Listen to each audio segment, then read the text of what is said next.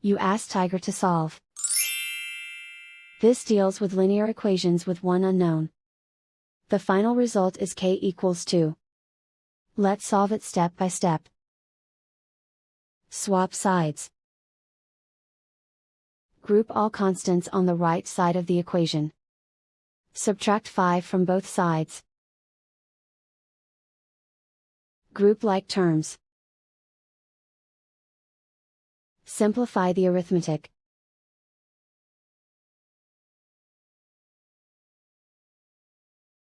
Isolate the k. Divide both sides by 2. Simplify the fraction. Find the greatest common factor of the numerator and denominator. Factor out and cancel the greatest common factor. And so the final result is k equals 2.